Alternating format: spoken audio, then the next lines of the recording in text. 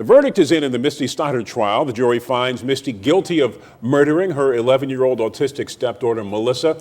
And my SNN co-anchor, Amber Stidham, joining us now here in the studio after being at the courthouse all week and reporting for us live. What is more information you can share with us tonight on this verdict? Well, as you know, Misty Stoddard was found guilty on both counts of first-degree murder and aggravated child abuse, and ultimately what was the death of 11-year-old Melissa Stoddard. She was living in that home on Delft Road with the Stoddards, with Misty and Kenneth, for about 5 months before she died. And this whole case was centered around a board, which we will get to in just one moment. You see video here. This is just before the verdict. It took the jurors just over 2 hours to come up with this verdict that they reached.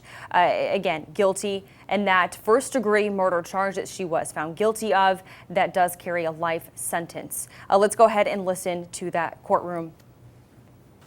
Ms. Stoddard, the jury, having found you guilty of felony murder in the first degree and aggravated child abuse, the court at this time adjudicates you to be guilty of felony murder in the first degree and aggravated child abuse. I believe Ms. Stoddard will be entitled to a pre-sentence investigation as to count 2. However, in light of the jury verdict and the fact that there's a mandatory sentence on count 1, does the defense wish to have a pre-sentence investigation or waive a pre-sentence investigation? I do wish to have a pre-sentence investigation, Your Honor. All right, then I will defer sentencing until, it'll have to be at least 30 days after now so we can get the PSI done. Yes, sir. I have August. You see that's Misty there getting handcuffed, and she does also get fingerprinted as well. And I can tell you much of this case was centered around the board. You've heard a lot about Misty was accused of restraining Melissa to this board you see on the video right here, restraining her to that and putting duct tape over her mouth, putting a sock in her mouth. Ultimately, Melissa died. She was brain dead. She no longer had oxygen to her brain. That was in the testimony and in the investigations. And it was this case ultimately was centered around this board.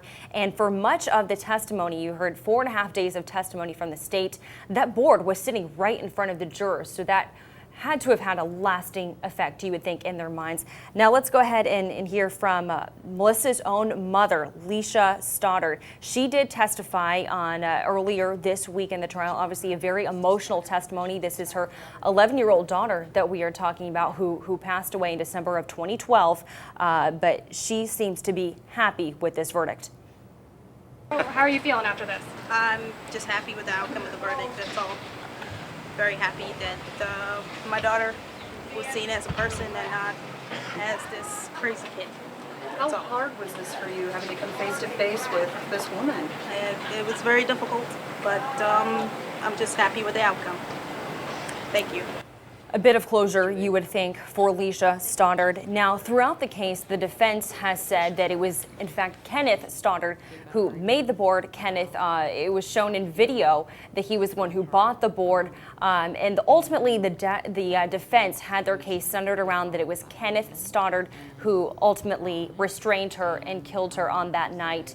Obviously, that was something that the jurors did either not believe or did not find in their minds to be factual, because they, again, did give her a guilty verdict on this, ultimately saying that she was the one responsible. But you go through, again, 4.5 days of testimony, a lot of it very emotional and a lot of it very complex, very factual. There are several investigators out there, including FDLE, FBI, a lot of complex things for these jurors to understand. And even the prosecutor said it really took smart jurors to process all of this. Let's go ahead and take a listen. It was a complicated case, complicated by the fact that there was an underlying felony, and they had to understand that the underlying felony is what led to the charges of first-degree murder.